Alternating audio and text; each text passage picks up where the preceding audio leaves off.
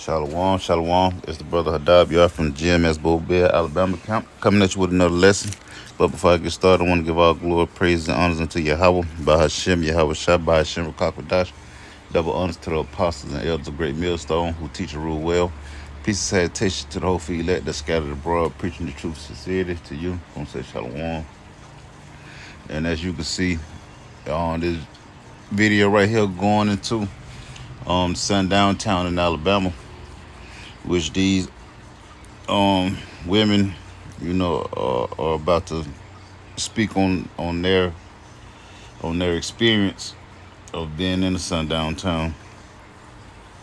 But for years, okay, the apostles and the elders, bishops, been out on the highways and byways, warning the people of the things to come, and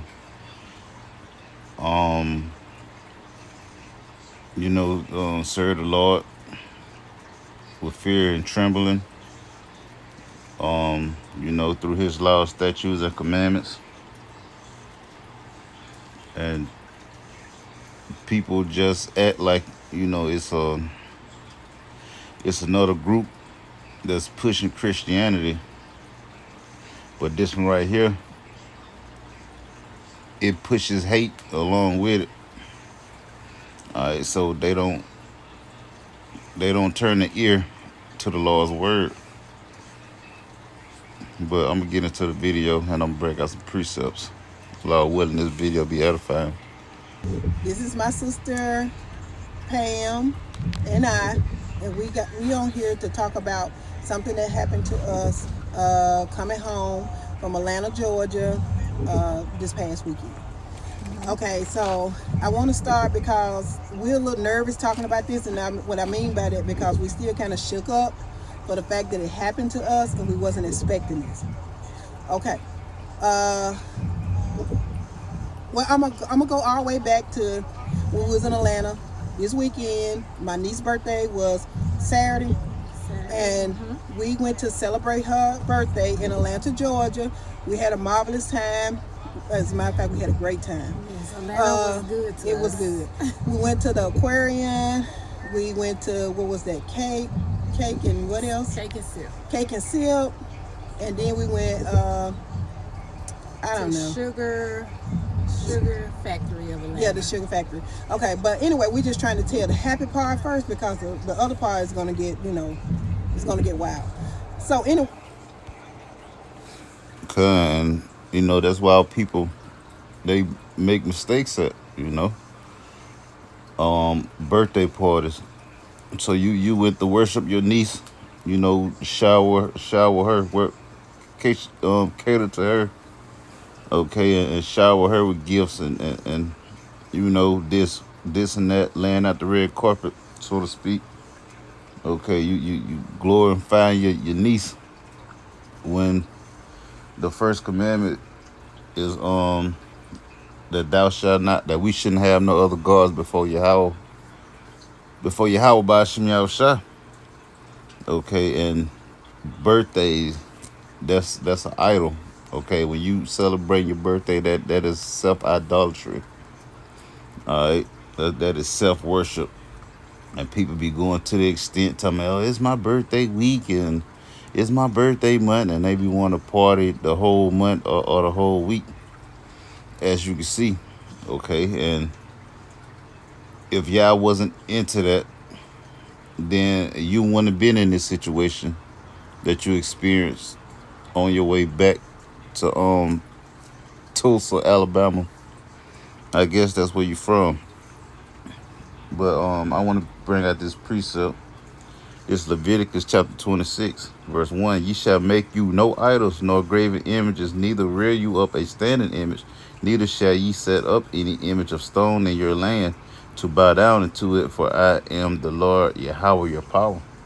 Okay, and back then our people, they've been creating idols to worship when they experienced the power of the true living God, which is Yahweh. Okay, Yahweh gave Moses the commandments and told them to take it down to Israel. Okay, the children that was in the wilderness, man. So we have law, statutes, and commandments. We have high holy days that we supposed to worship, in the Lord with, man. Not the things that's set on high here in America, holidays and birthdays and stuff like that, man. So for one, you went off right there. But okay. Hey, we enjoyed ourselves. We had a good time, and so Sunday come. We had breakfast. We had a marvelous time, and so we loading up to get ready to go back Girl just want to have fun, right? home. And the time that we left was it like 4 something? Okay, so we left like 5 Actually or 6 around something. 5:36, which we should have gotten on the road. Yeah. Really, it's always good to ride daytime, especially ladies. Yeah, kind of put your face. I would say that it's best to ride daytime. Yeah. Camera shy when it comes to talking like this. Especially ladies. So that's the reason why we're trying to put you where at a narrative where we're trying to show you that it is very important to if women's. I mean, although we had other people with us, we had our sons with us and my little niece, of course, it was her birthday. But if you're gonna leave at an earlier time, please do, because what we're getting to is these sundown towns. And now, I guess I'm finna go into that part now. Okay, so. All right, this is on the book of Isaiah, chapter 32, verse 9 and 10. It reads, "Rise up, ye women that are at ease. Hear my voice, ye careless daughters. Give ear unto my speech. Many days and years shall ye be troubled, ye careless women, for the vintage shall fail, the gathering shall not come." All right, and the point is, you careless women that are at ease. Okay, you got your hair done. You had a good time. And like she mentioned, Atlanta don't owe them nothing. Atlanta been good to them. All right, but they are not circumspect. They don't understand that we're in the last days. All right. We leave around, I guess, like 5-ish or whatever, maybe 6. And then so the GPS was telling us we would probably make it home like 11 something or whatever, maybe 12 midnight. So anyway, we make it. We stop at Buc-ee's, grab a few things. That kind of throwed us back a little bit. So of course then our arrival time was at 1-ish or whatever. So my mom called us around the time, I think it was like close to 10 o'clock. No. Not quite. It was like 8-ish. It was 8.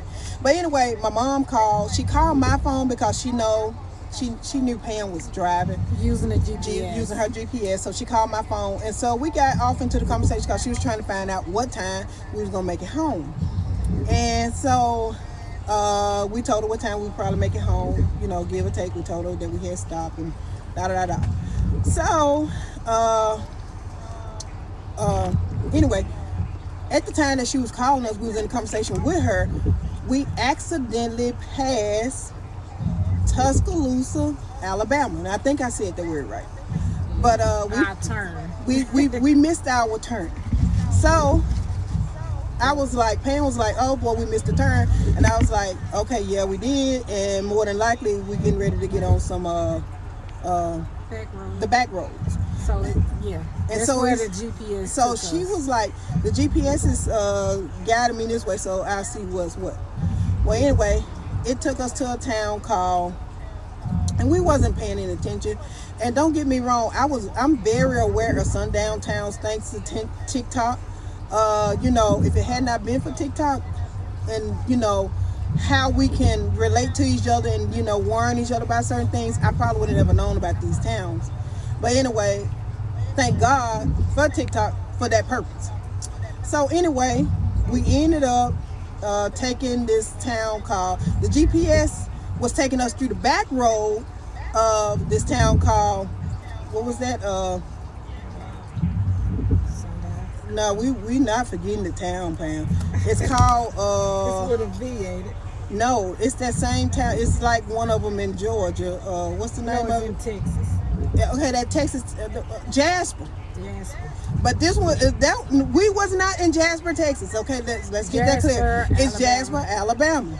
I never heard of Jasper, Alabama. I knew about Jasper, Texas. So I'm over there writing because I was just doing my thing to kind of keep my mind, going as we drive. And so she's driving and we talking and my niece back here playing our music. My nephew was in the back asleep. He was laid back on the third row seat. And my son, he was just a young man in his business, looking at his, videos and stuff, whatever. But anyway, we get through this town, and so it's taking us on these back roads. Okay, so we notice this big white truck behind us. We didn't think anything of it at first, but the truck was so big, and that's fine. But this truck kept driving behind us, as if we were going too slow. So I'm thinking to myself, and I didn't know she was thinking to herself until we talked later, and at the about that incident that happened. So I'm noticing that he's driving aggressively behind us, real close. But he had all the opportunity to go around. To go around us. Because I'm getting a little high, so I'm saying that. He had all the opportunity in the world to go around us several times, not one time. Like, he could have went around us. He had the opportunity to go around us probably more than 7 times, 10 times. But he did not. He stayed behind us, driving extremely close to us, aggressively. So she was realizing that at the same time I was realizing. But we didn't say anything about it. Then the GPS told us to take a left turn. We drove on that road for about 10 minutes, give or take. And so when we came off that road, we was thinking, okay, well, this man just not going to pass us. He just on our butt like this. And remind you, we was the only 2 on the road. Here and there, some other cars had passed through, but we was the only 2 on the road. So when the GPS told us to make the left turn, it's this other car. Well, I noticed this other car from around the corner or somewhere just drove real quick around behind this big white truck. But when the truck got ready to when we got ready to take the left exit, this truck, my sister taking the left exit. That's not going on my finger. But anyway, she was taking that left exit. He did not have his signal light on at all. It's like he was trying to see which way we were going. So when she made the left turn, when she went over the road and went to where the GPS was taking her, he was right on us. He did not stop. He did not turn a signal light on. He was just with us. He was keeping up with us. So this other car that was on the side over there, he just looped. I assume it was a he, and I'm rather sure it was. So I'm gonna say he came and looped behind him. And so then that's when my sister started saying something ain't right. I said, yeah, I've been noticing it. And then so she was like, call 911. She was like, call 911, call 911. And then my niece started saying, oh, come on, y'all, calm down. You kind of exaggerate. But she was thinking that we was, getting too hyped over the situation, but we kind of knew what time it was. We was on the, thank God for discernment. So anyway, we was driving on down the road. We noticed that road was getting darker and darker, and it was a 2-way road too, like 2-lane road too. But those back roads are very dangerous. So anyway, she was like, okay, I'm gonna turn off. And at the time that she was telling me to call 911, I don't know, I just couldn't figure out how to. It's just like God had took my, it's just like I had became dumb, because I did not know, pretty much, like, I'm gonna say, it's just like I didn't even know how to call 911, which was a good thing, because I'm getting to it, so don't judge me. So okay, this is what my sister was like, call 911. And I was like, okay, so you want me to call 911? I don't know why I said that. And then I looked at my phone because I had my phone in my hand. I'm looking at it, and then I say, then I turn around and say, I said something to her, and then she was like, I said, no, I said, you want me to call 911? She said, I don't know. And then I said, well, I don't know what to do. And I took the phone, put it down, which I really could have called 911 and said, hey, we in this town, da da da. And then finally I said, what town we in? Because, I really wasn't paying attention to the town. And I was like, what town are we in? And she was like, Jasper, Alabama. I said, let me check the history of this town. So I'm on my phone Googling, trying to figure out, trying to see what the history was. And I asked Google, was Jasper, Alabama, a sundown town? And it said yes. And I was like, I said, Pam, get us out of this town. That was surprising. I said, this is sundown town, get us out of town. Because when sundown means you cannot be in the town when the sun go down. So I knew that. And so, but my niece was like, oh, y'all exaggerating, just calm down. I'm going to call my dad. She was back there so important. Okay.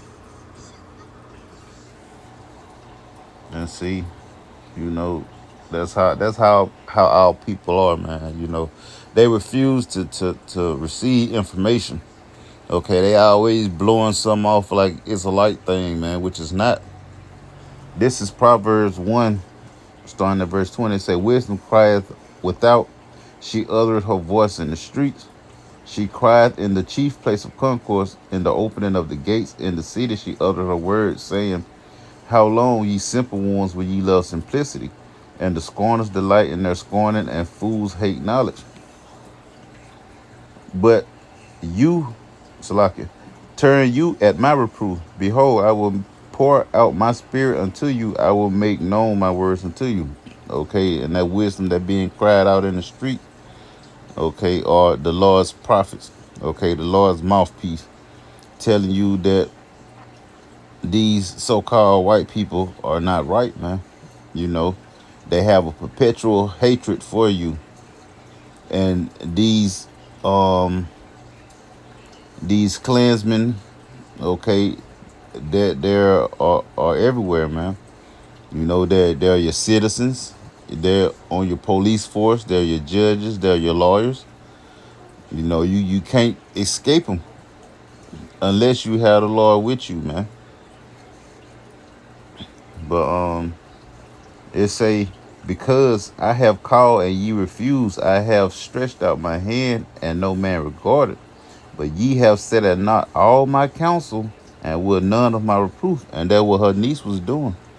Well, with them, the niece was making it as a light thing. So she ain't describe her age or anything. But it's a lot of our young brothers and sisters end up, unalived by the hands of the enemy, by the hands of a so-called white person, man. Whether they're hung or ravished and unalived or what, man. But people just don't come up mysteriously unalive. And then if the person was lynched, they'll say that they'll rule it out as it was a suicide, which it was a guy recently that got lynched, and they said that he had broken limbs. So how can you break your legs and whatever else was broke, your hip or your arm or whatever, and then you get up there and hang yourself, man? They're just these people covering up these people actions, man. Okay, but it will be a civil unrest in the streets very soon, man. And that's what these people are pushing. Okay, these people want to take y'all off the face of the map. Okay, because they are Confederate against us, man. Okay, them and the rest of the heathens, the so-called Chinese, Japanese, Arab. These people don't like us, man. They don't like us, and they came together with the so-called white man to get rid of us, man. Okay, we're the most hated nation on the earth. The Israelites, you so-called Negroes, Hispanics, Native American Seminole Indians, man. All right, we are the most hated, man. But it say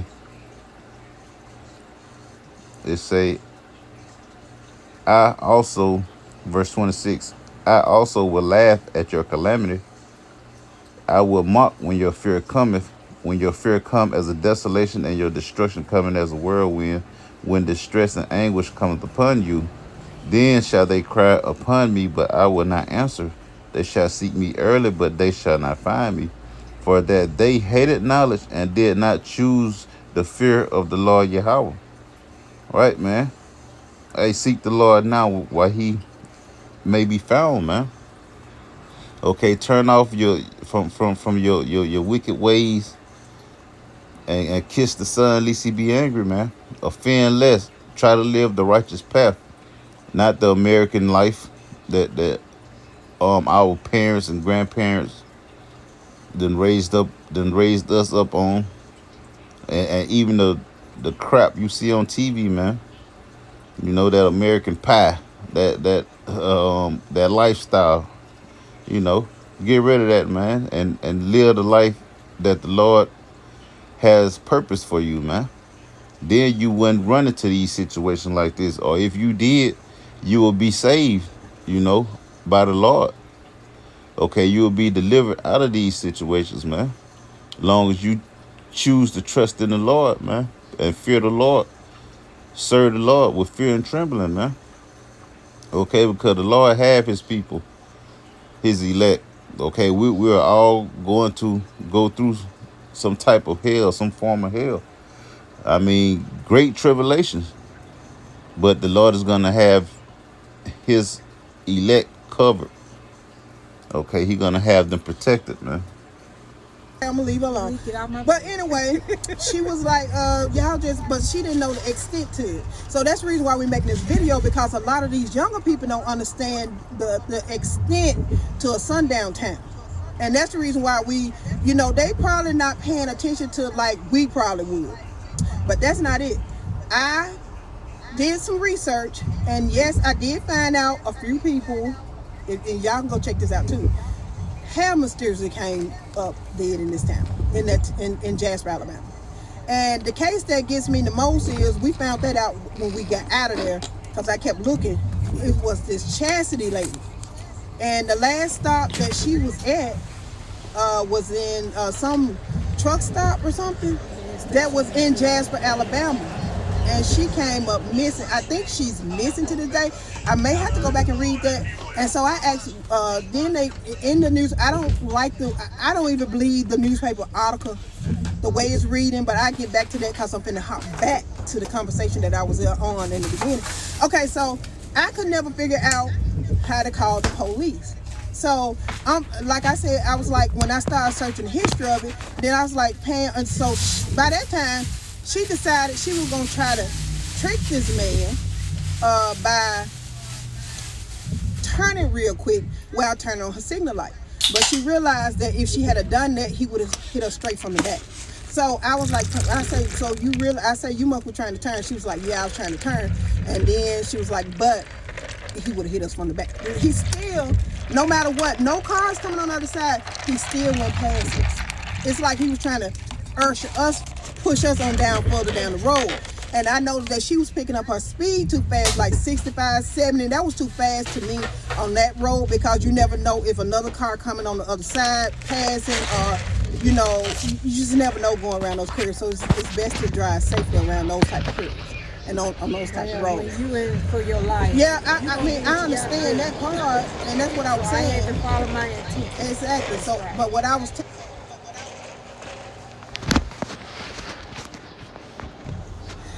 okay, hello everyone. This is my sister. Damn. Skin color. They don't have that history. And I know that this is taught to people, but people should think about that. You shouldn't. We was trying to enjoy our life. People are trying to live their life. They're not trying to go somewhere and be unalive, or, you know, because of their skin color. That is the worst thing that anybody can do, and that is the worst death somebody can die. I have no control over my skin color. Talk to God about that. because God is the one that created us all. So if you have a problem with someone's skin color and you praying to God and you going to church, I want to know. I'm picturing this man in my mind. I'm just thinking he's a little fat slob or something like that. That was.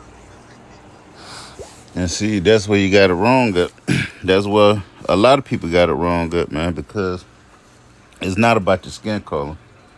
Okay, these people hate us because we received the ultimate blessing, okay, which is inheriting the kingdom, okay, inheriting the kingdom, the everlasting kingdom where we shall not die, but we shall live forever, and have spiritual powers and things like this, man. Explore the whole universe, man. Okay, that was supposed to have been the so-called white man's blessing, but our forefather Jacob supplanted his father Isaac into giving him the ultimate blessing, man. It's not about the skin color. This is back in Genesis. This is 27 and verse 41. And I made a mistake and messed up the whole video, but the video was a 30-minute video, man. And I wasn't planning on sitting through that whole thing because I didn't want this to be long.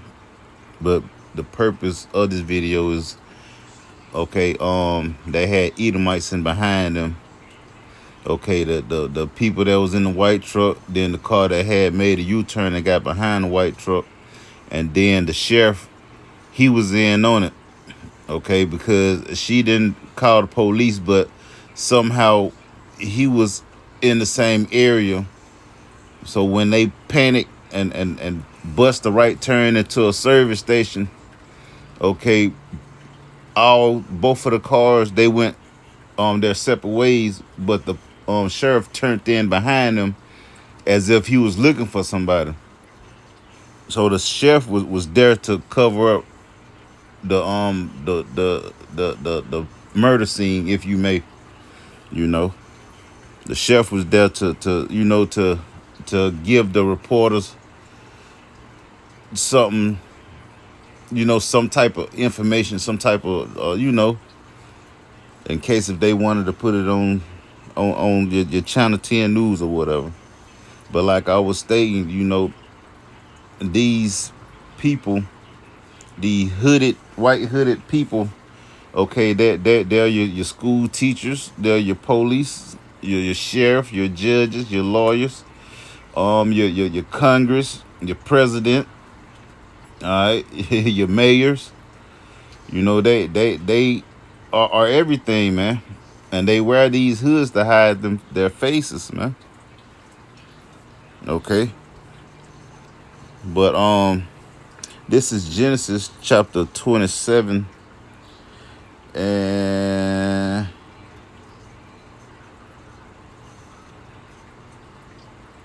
I'm gonna start at verse. Okay, I'm starting at verse 36. It say, okay, this is when Esau and Jacob, okay, they was brothers. They were twin brothers. One was a albino, and which is Esau, which kept putting his seed, planting his seed and other other people or whatever. They came out to be completely pink as they are, and Jacob, he was a so-called black man. But their father Isaac gave them a blessing. Okay, he had a blessing for them. And Jacob, the so-called black man, he supplanted their father Isaac, okay, to receiving the ultimate blessing from Esau, because Esau, he was supposed to got that blessing, but because the your first son, they get the blessing, but the Lord ain't want that, so the Lord gave it to Jacob. But verse 36, it said, and he said, is not he rightly named Jacob? For he has supplanted me these 2 times. Right? Jacob tricked Esau. Well, he ain't tricked Esau into doing nothing because Esau had sold his birthright. So-called white man sold his birthright because he was hungry and Jacob was cooking and he couldn't, wait till the food get finished. So Jacob told him to sell him that day his birthright. And that's what he did. That's why these so-called white people, they love raw meat to this day. Okay, it say he took away my birthright. No, see, that's a lie. You sold your birthright for some food because you ain't find no favor in your birthright. It say, and behold, now he have taken away my blessing. And he said, hast thou not reserved a blessing for me? So now Esau asking, his father Jacob, do you have a blessing for me? Because Jacob, he took the ultimate blessing.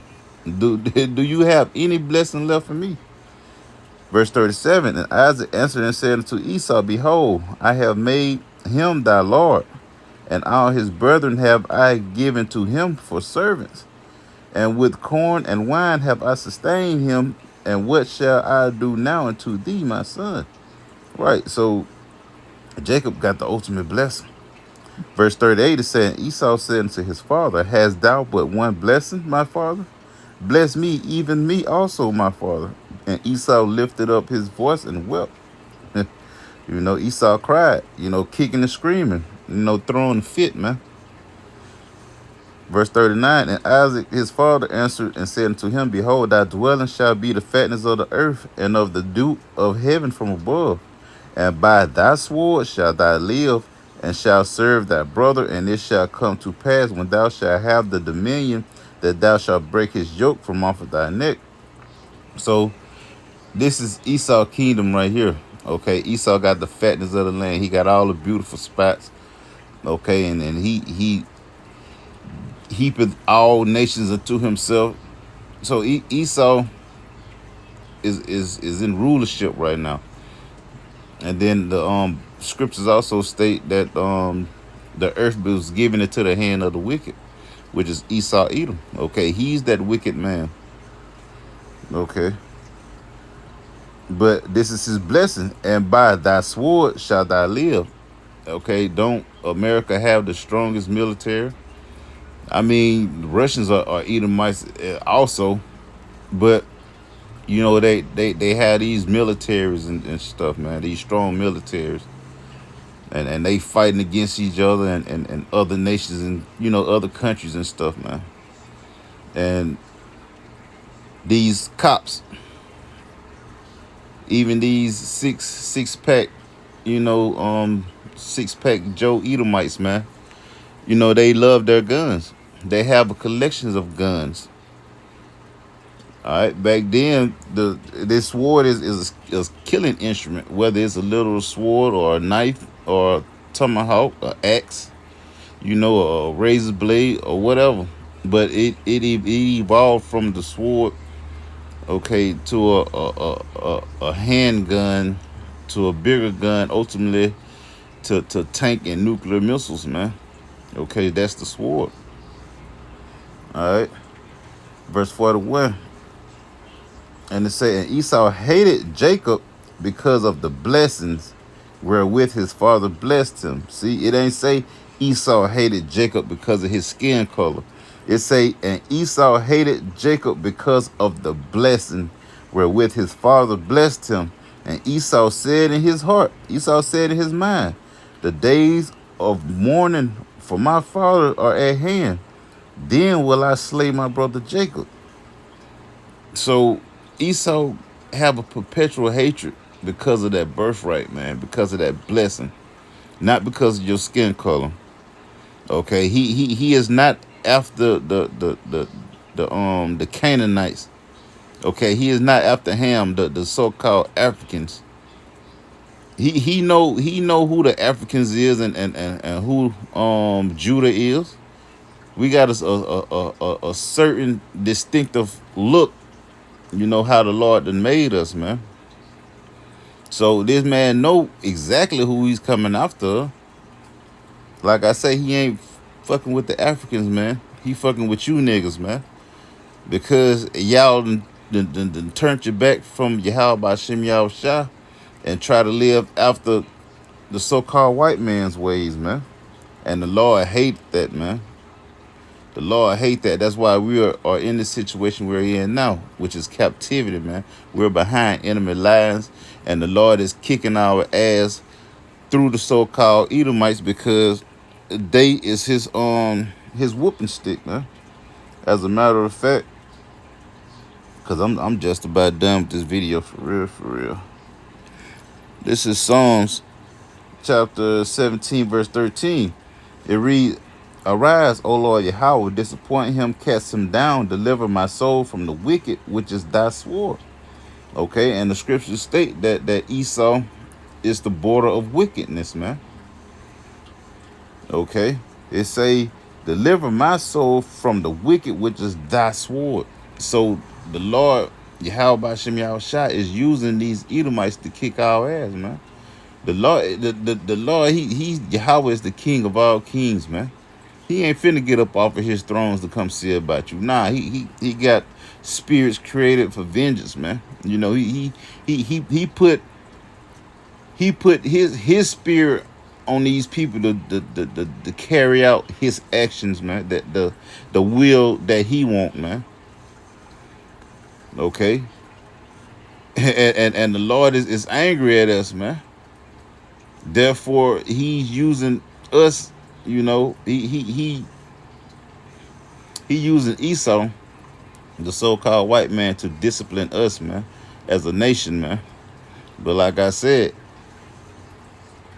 his elect, they're not going to be, you know, harmed by this white man, man. This so-called Edomite. You know, some would be unalive for the truth that you know we believe in, but for the most part, the Lord is not finna let that man, you know, harm a strand of hair on our head, man. You know, but hey, it's the Lord's will, man. It's all the Lord's will. Nobody resisted his will, man. And then this lady right here in the gray, I don't know if she already said it, but she was talking about what wasn't gonna go down that night because she would have did this and did that. No, you know, the Lord done showed y'all mercy, man. The Lord done gave y'all a taste of what's about to come if y'all don't repent and come back to him, man. Because the Lord is causing all these things that's happening in the earth to happen, man.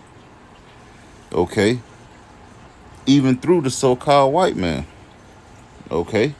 A civil unrest is finna come. There finna be an insurrection in the streets, man.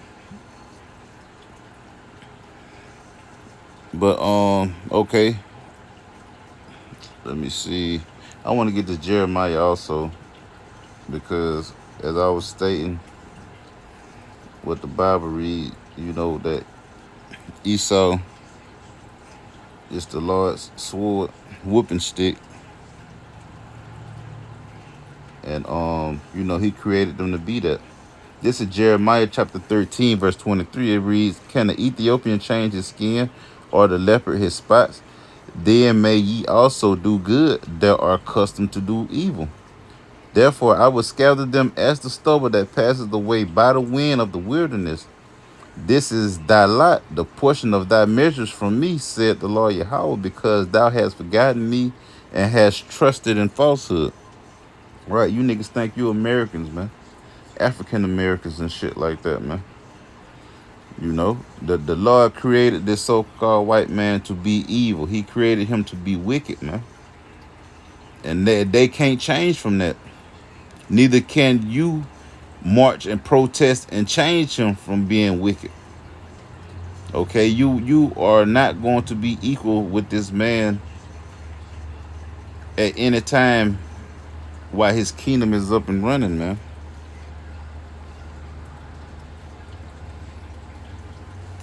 And I want to get this right here.